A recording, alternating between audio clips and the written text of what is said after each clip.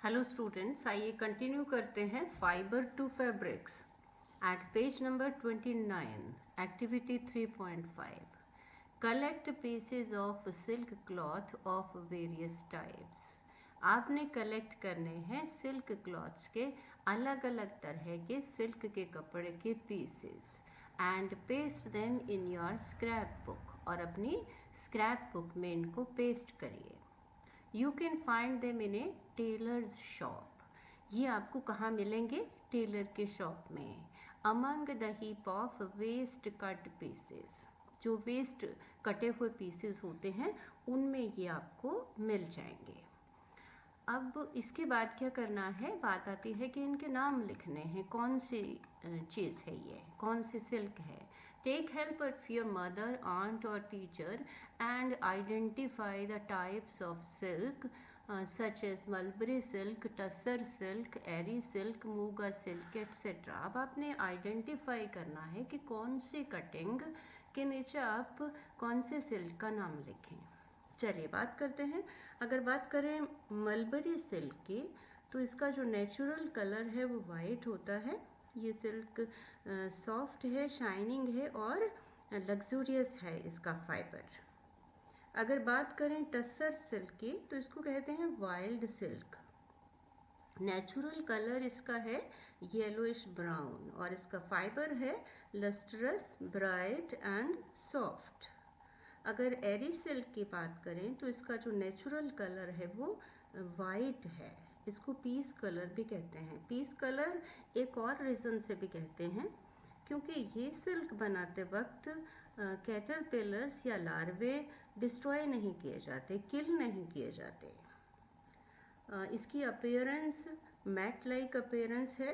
Fibre इसका coarse है, fine है और डेंस है। Dark and heavier than other silks. और एक और क्वालिटी है इस सिल्क की, में वार्म, विंटर्स में वार्म है और समर्स में कूल है। चलिए अब बात करते हैं मूगा सिल्क की। इसका जो नेचुरल कलर है golden brown and glossy texture इसका। और मूगा मीन्स इटसेल्फ कि yellow, golden yellow, bright colour. और इसका फैब्रिक जो है वो सुपीरियर है और ड्यूरेबल है। आर्टिफिशियल सिल्क की अगर बात करें, तो आर्टिफिशियल सिल्क भी नेचुरल सिल्क की तरह दिखती है, शाइनी है।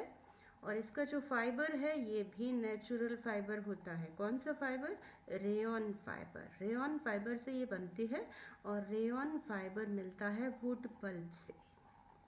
चलिए आगे बढ़ते हैं। Compare the texture of these silks. In silks के टेक्सचर को आप देखें, फिर आप अंदाज़ा लगा पाएंगे कि कौन से सिल्क है। With that of the artificial silk pieces. Artificial silk के पीसेस भी देखें विच कंटेन सिंथेटिक फाइबर्स। आजकल सिंथेटिक फाइबर भी इसमें मिक्स किया जा रहा है। Try and collect pictures of different moths. अब क्या करें? डिफरेंट मॉथ्स की पिक्चर्स कलेक्ट करें। whose caterpillars provide, जिनके की लार्वे प्रोवाइड करते हैं क्या? वेरियस टाइप्स ऑफ सिल्क, भिन्न भिन्न तरह की सिल्क जो प्रोवाइड करते हैं। Activity 3.6, take an artificial synthetic silk thread and a pure silk thread. यहाँ पर आप एक सिल्क थ्रेड लें, आर्टिफिशियल सिल्क का, सिंथेटिक को छोड़ दीजिए, और दूसरा थ्रेड लें प्योर सिल्क का।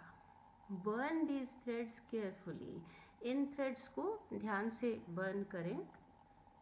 Did you notice any difference in the smell while burning? क्या डिफरेंस आपको मिलेगा? डिफरेंस ये मिलेगा कि जब आर्टिफिशियल सिल्क के थ्रेड को बर्न किया जाएगा तो उसकी जो स्मेल है वो ऐसी स्मेल आती है जैसे कि पेपर के बर्न करने से। क्यों? क्योंकि आर्टिफिशियल सिल्क में भी सेल्यूलोज है और पेपर में भी सेल्यूलोज, एक ही जैसा सेल्यूलोज, दोनों चीज़ें वुड से बनी हैं।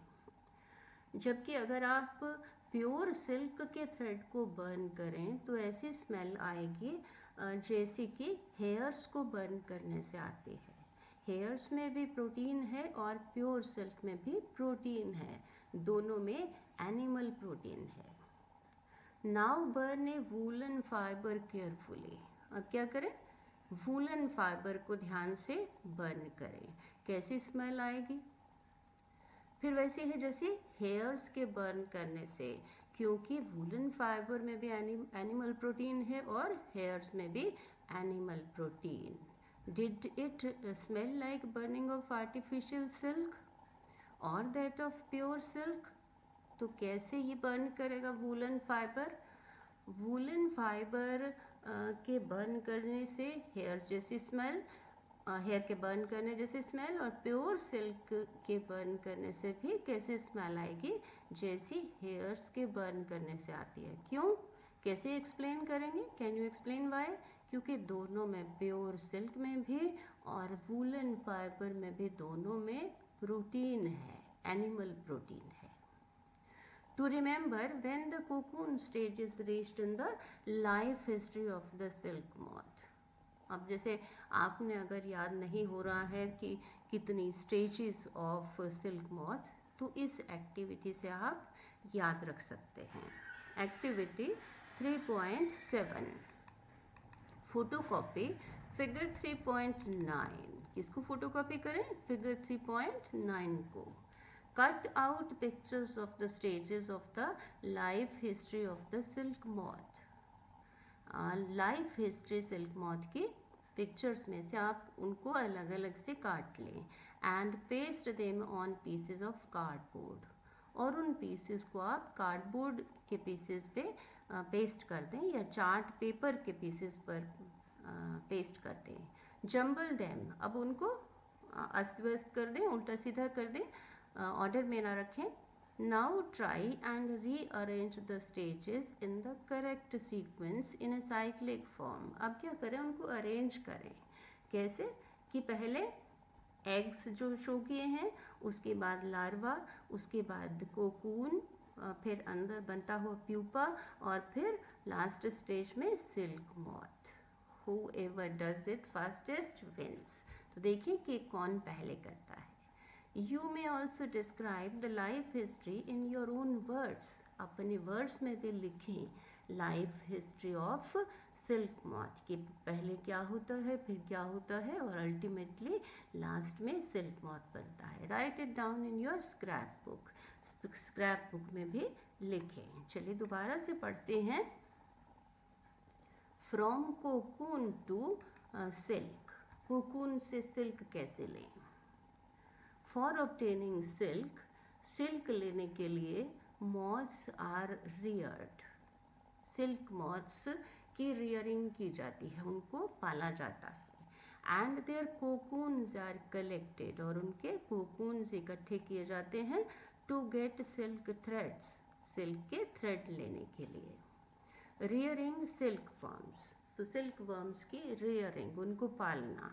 ए female silk moth lays hundreds of eggs at a time। 3.10 picture में दिखाया है कि फीमेल सिल्क मॉथ कितने एग्स देती है? सैकड़ों अंडे देती है ये। 200 से लेकर 500 एग्स ये एक टाइम पे देती है। The eggs are stored carefully. Eggs को बहुत ध्यान से स्टोर किया जाता है। कहाँ पर? ऑन स्ट्रिप्स ऑफ क्लॉथ, या तो कपड़े की स्ट्रिप्स पर और पेपर या फिर कागज के ऊपर। And sold to silk worm farmers, और इनको सेल कर दिया जाता है, बेच दिया जाता है सिल्क वर्म फार्मर्स को। द फार्मर्स, फार्मर्स क्या करते हैं? The farmers keep eggs under hygienic conditions. वो उन एग्स को साफ सुथरी कंडीशंस में रखते हैं and under suitable conditions of temperature and humidity. और कैसी कंडीशंस? सूटेबल टेम्परेचर और suitable moisture. The eggs are warmed to a suitable temperature. Eggs को वार्मथ दी जाती है सूटेबल टेम्परेचर पर। For the larvae to hatch, ताकि उन एग्स में से लार्वे निकलें from eggs. This is done when mulberry trees bear a fresh crop of leaves. ऐसा तब किया जाता है जबकि मलबेरी ट्रीज पर फ्रेश लीव्स आ जाते हैं। क्यों? क्योंकि यही लीव्स उनका फूड होते हैं, लार्वों का।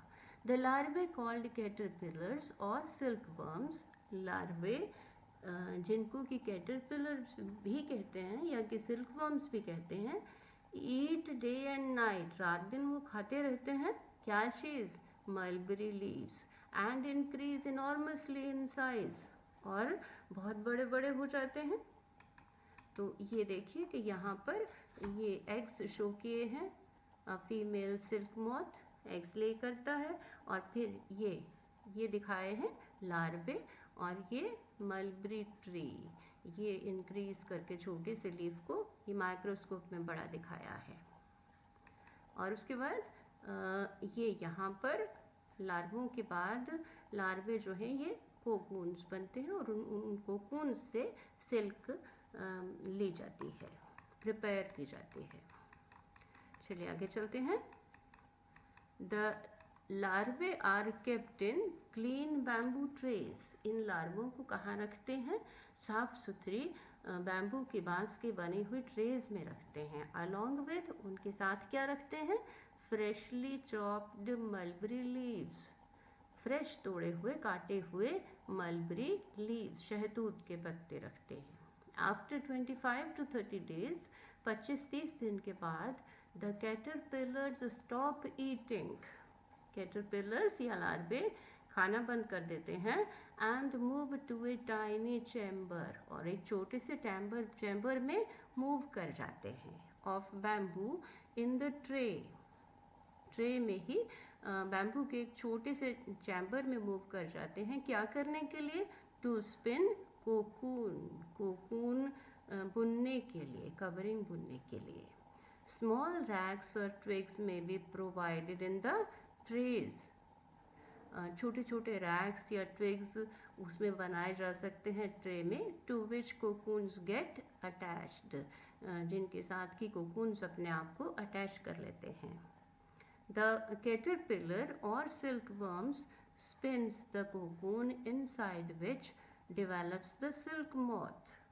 अब कैटरपिलर या सिल्कवर्म ये बुनते हैं कोकून, और कोकून के अंदर क्या डेवलप करता है, धीरे धीरे लार्वे से प्यूपा, और प्यूपे से फिर सिल्क मॉथ बनता है। चलिए आगे देखें। प्रोसेसिंग सिल्क, सिल्क कैसे बनती है। A pile of cocoons is used for obtaining silk fibers. काफ़ी सारे कोकून्स लिए जाते हैं सिल्क फाइबर्स बनाने के लिए। The cocoons are kept under the sun, cocoons को कहाँ रखते हैं, धूप में रखते हैं, और बॉयल्ड या फिर उनको बॉयल करते हैं, और एक्सपोज टू स्टीम या फिर उनको स्टीम में रखते हैं। The silk fibres separate out, अब क्या होता है कि सिल्क फाइबर्स अलग अलग हो जाते हैं। The process of taking out threads from the cocoon for use as silk is called reeling the silk. अब ये प्रोसेस जिसमें से कि कोकून्स से धागे अलग अलग होते हैं उसको कहते हैं reeling the silk. Reeling is done in special machines, reeling जो है स्पेशल मशीन्स में की जाती है, विच अनवाइंड द थ्रेड्स, जो कि थ्रेड्स को सीधे कर देती हैं। अनवाइंड मतलब सुलझा देती हैं मशीन्स उलझे हुए धागों को। और fibres of silk from the cocoon, cocoon में से फाइबर्स को ये सुलझा देती हैं। Silk fibres are then spun, silk fibres को फिर बुना जाता है, किसमें, इनटू सिल्क थ्रेड्स, सिल्क के धागों में बुना जाता है, which are woven into silk cloth by weavers, जिनको कि फिर वीवर्स जो हैं, बुनकर जो हैं, वो सिल्क के कपड़े में बुनते हैं।